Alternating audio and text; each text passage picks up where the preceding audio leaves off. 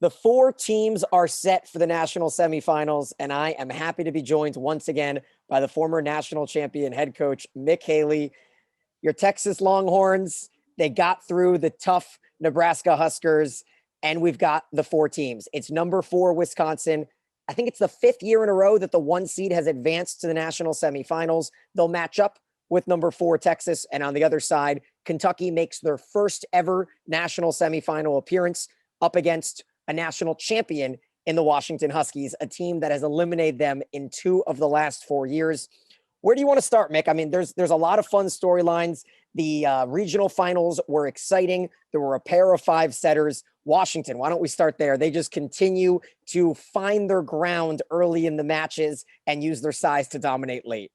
Yeah, Keegan Cook is getting his money's worth. He played, I believe, 4 or 5 5-game matches during the regular season, and now has played 3 5-game matches in the tournament.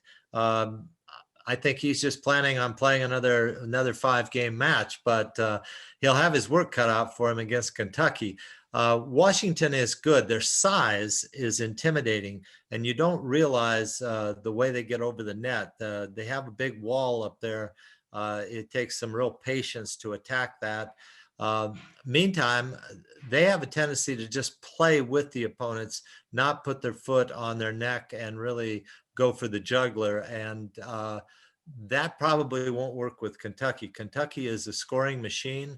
According to Dave Shondell, they were so fast against Purdue on the go out to the left side.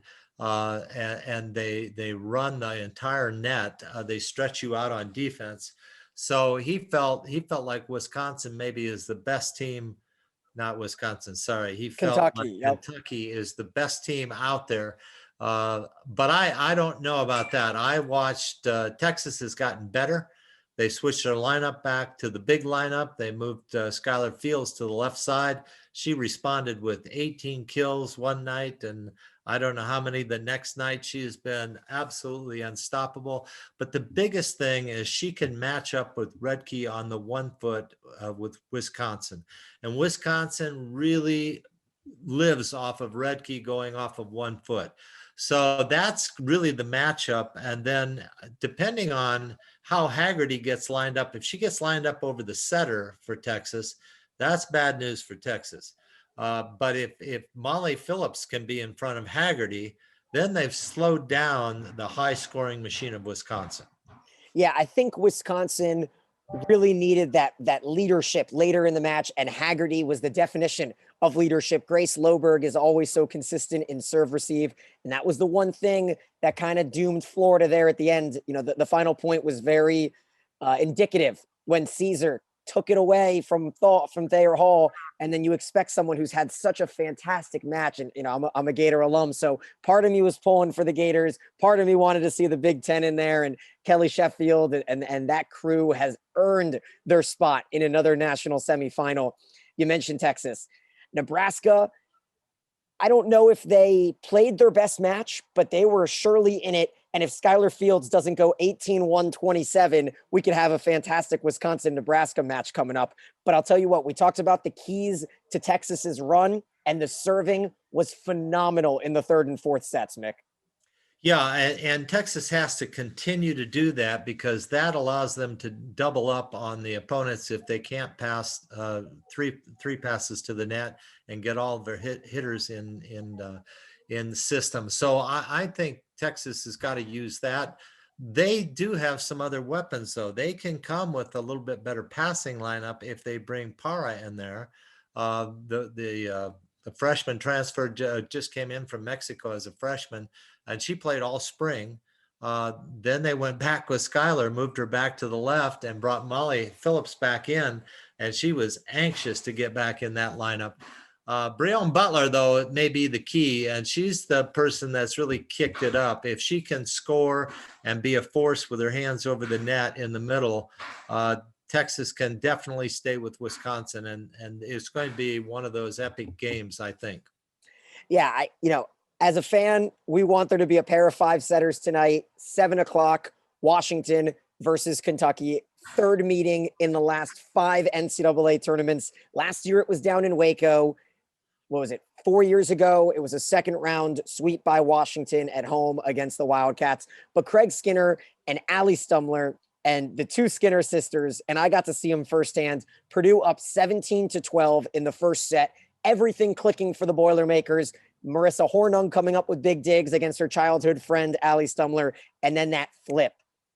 It just turned the entire match on the head. The ability for Madison Lilly, and people are talking about her as this great setter, and I was really excited to see her in a, every point. It's different when you're watching a match or when you're calling a match, but every single point, her setting is phenomenal, but her covers won them the match because Purdue was blocking early and had a couple big points. 23 all is the big one in the first set. Boilermakers had the block, was going to go to set point, and Lilly came up with maybe her fourth or fifth cover of the match already, turned into a Stumler kill, and the rest was history. And that the quick go was so good because Ajani Teeler was phenomenal in the previous match, but she was blocked early, got down on herself, and Madison Lilly continued to set her. What does that show when you can have a setter that gives it back to your middle in Getzinger, who makes an error, gives it back to your middle in Teeler, who had just made an error, and just like that, Lilly does not let them go down on themselves. Yeah, it's important that the team does not ask for an exceptional match from their setter. What they want Lilly to do is be consistent, run the show, and not try to be fancy. We have seen Monserrat, for instance, had played so well for Florida up till this time, and then it just got a little bit too big for her. She just had a bad fifth set there with a couple of tight situations, and she had been so absolutely good. And to win this thing, you've got to be able to be average and stay right in it, be consistent, don't lose your confidence, and keep setting those hitters. Setters don't want to attack in this one tonight. They want to get the ball to the hitters and let them destroy it. So you mentioned that we should have a fantastic back row matchup, right, between Wisconsin and Ashburn and Haley and Barnes. I don't know how this bounce back is going to be for Danielle Hart. How important is it from a coaching standpoint to try to time up the rotations? Because when Wisconsin fans got to see Dana Rettke check in, I think it was at 13-12 in the fifth, a lot of them took a big sigh of relief. Where does that matchup come in when you see Breon Butler out there, you want Dana Rettke against her? Yeah, you probably want Rettke blocking her, and then Rettke's going to run away from her and go off the 1 foot to the right side. And that's a nice matchup for Wisconsin. Texas may not want that. They may want to have O'Neal in front of Rettke and chase her out towards either Eggleston or out to Skylar Fields to block when she goes up the 1 foot. So there's a lot of coach stuff going on here for tonight. The matchups will be interesting. The way the coaches can manipulate their lineups will be interesting.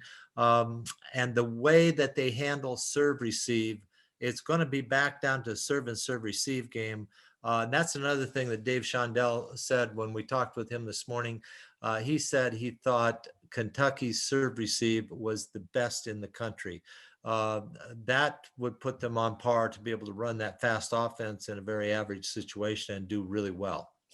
You got a pair of coaches from Muncie, Indiana, one on each side, Kelly Sheffield and Craig Skinner.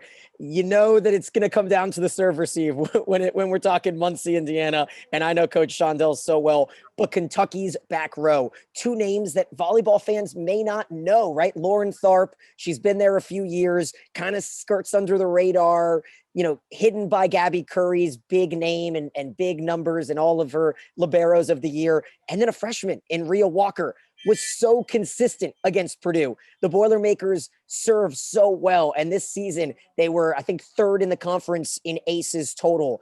And against Kentucky, it just never felt like Madison Lilly had to go too far out of her comfort zone. So what do you think Washington's serve could possibly conjure up to try to, scatter the Kentucky back line? Well, actually, Keegan talked to us about that. He basically said, we're not going to be able to get the service aces that we have been getting, but what we want is pressure on them so that they can't stay in system all the time. So he's got his team. He's not going to ask his team for For aces, he knows he may lose a couple of points here and points scored tonight by not getting the aces because of the good passing by Kentucky.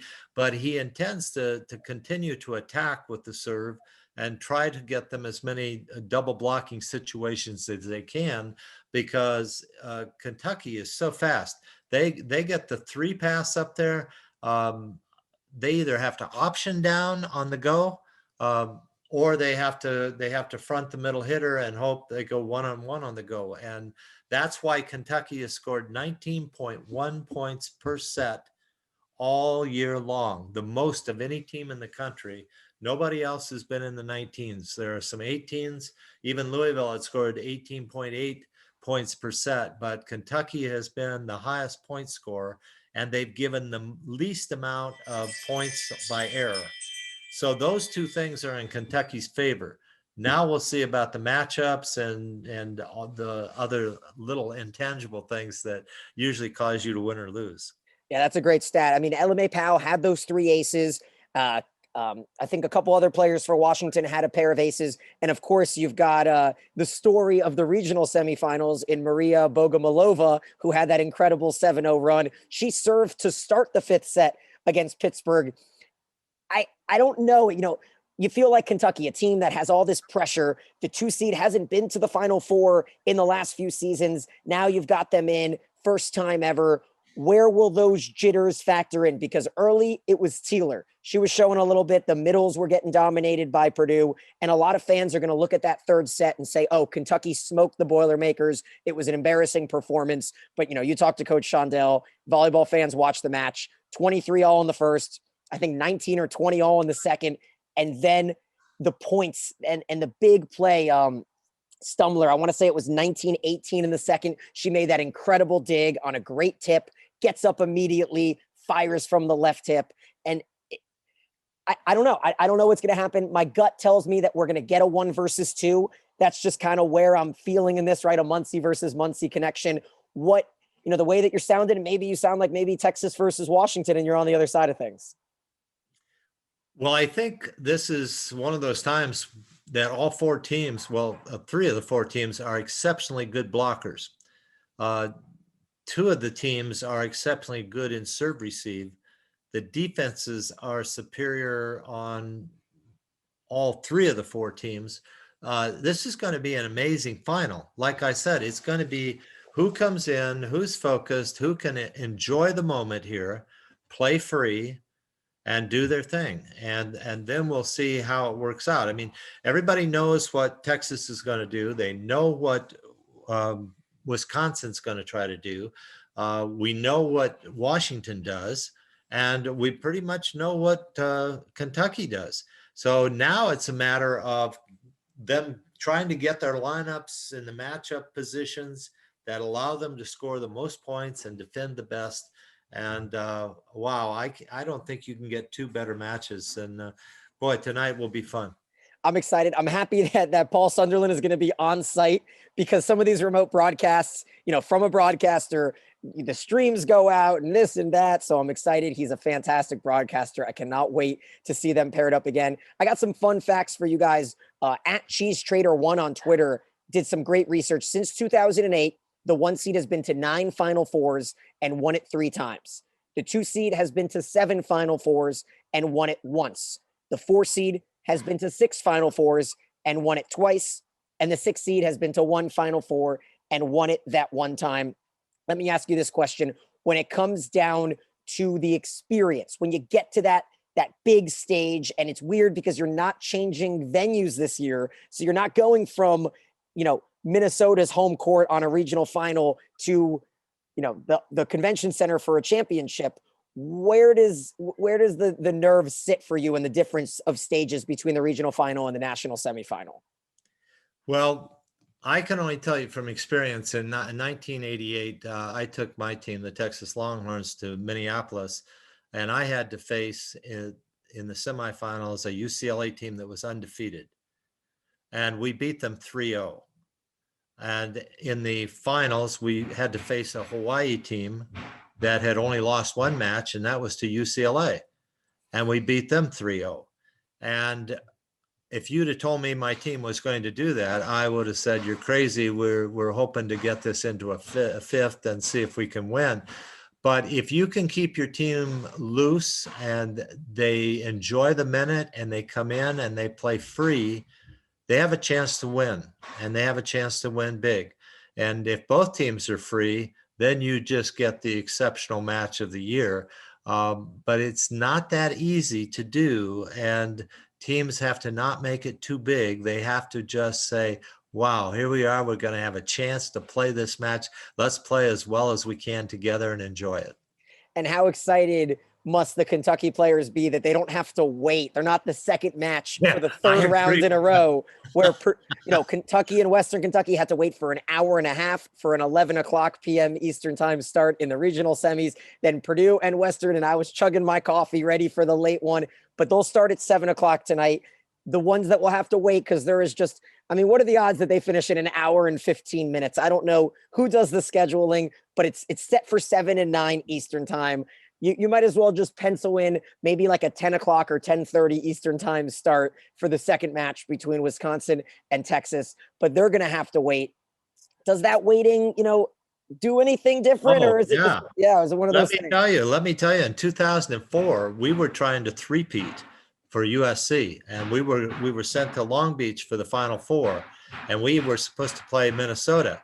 And the first match was Stanford versus Washington, and Ogana for Stanford just hit every ball. She had 78 swings. It took 5 sets.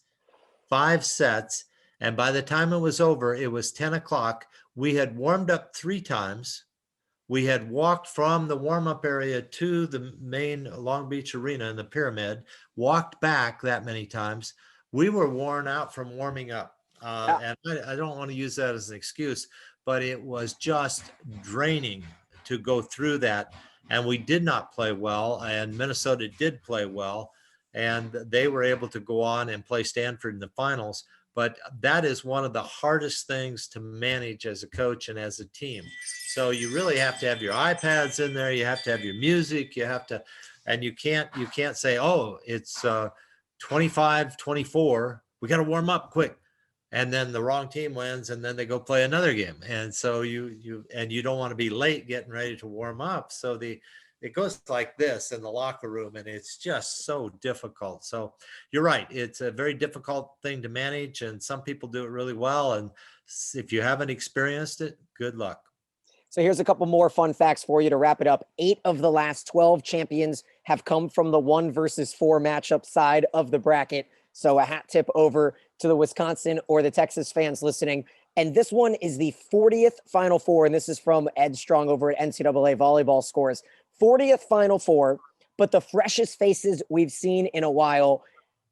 Only 19 prior Final Fours between these 4 teams. Texas 12, Washington 4, Wisconsin 3, and of course, Kentucky 1. So the parity is fantastic. The matches should be great. And as a fan, we want as much volleyball as we can get.